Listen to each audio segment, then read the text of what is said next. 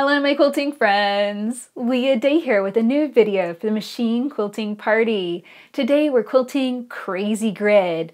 This is such an easy freeform design. You basically stitch crazy lines in both directions and you end up with this really funky grid. So let's jump on the machine and I'll give you some tips for quilting this with your walking foot.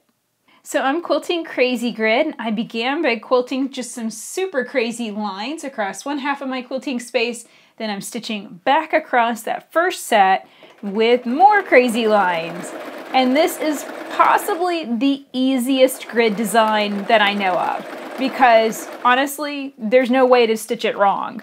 You're just going to place some tape or mark some lines that are really randomly spaced and randomly angled. And you can see I'm marking here with 1/4" masking tape. You could use any thickness of masking tape, honestly. It totally doesn't matter. This is just what I have on hand.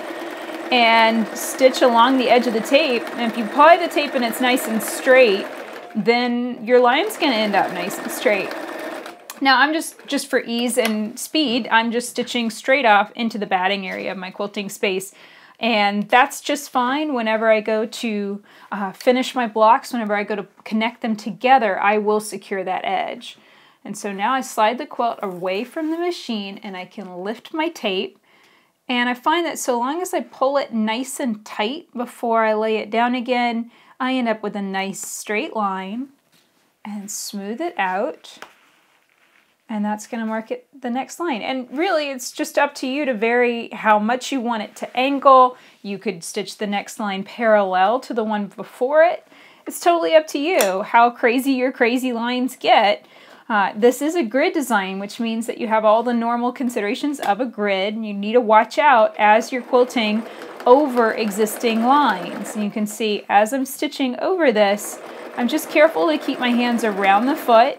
If I start to see any kind of signs of pleating or puckering, I'm going to really work to ease that out before my needle hits the next line. Otherwise, it could fold over and cause a pleat. But this is the easiest grid design because there's no rules, because it's just randomly stitched lines. And because of that, it's going to be very quick. So if you're struggling with a grid, grid lines or matrix or matrix maze and you're just feeling like it's really time consuming, consider switching to this Crazy Grid because it's going to go so much faster. All you have to do is just use some tape, place your lines, make it random.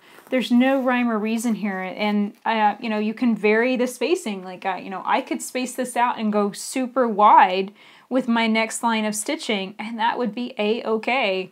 You make it up as you go along, and the more random, I think the better it's going to look. So where will this design work best in our quilts? I really think that grid designs are kind of a wonderful multi-purpose design. You can stitch them in the background. You can use a grid design to fill an entire quilt. If you wanted a very simple open design for a quilt and you just wanted something minimal, then you could stitch crazy lines over the entire surface. I would start in the center of your quilt and radiate outward just so that way if you saw any kind of shifting of fabric or pleating, it would always be like the excess fabric would always be working towards the outer edges, and that would be a good idea.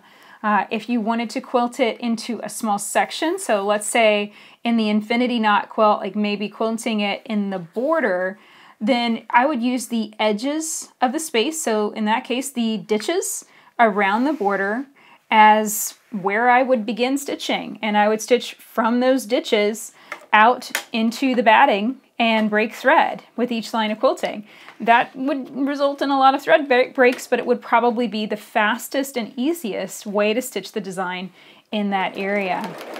So I hope you can see just how speedy this is. Of course, I'm breaking thread with each line of stitching just simply so it flows through my machine in a slightly easier way. I could also just simply stitch along the edges, along the outline of my block too. I don't have to break thread with each line of quilting. It's one of those things you have to kind of go with whatever you're feeling like, and especially when you get a larger quilt on your machine, sometimes breaking thread with each line of quilting is going to be the easiest option to take. And here's what it looks like whenever you finish Crazy Grid. So that's it for this video. I hope you learned a lot quilting this design with me today, and you're ready to jump on your machine and give it a try. Now, if you'd like to learn more about walking foot style quilting, please check out my book, Explore Walking Foot Quilting with Leah Day.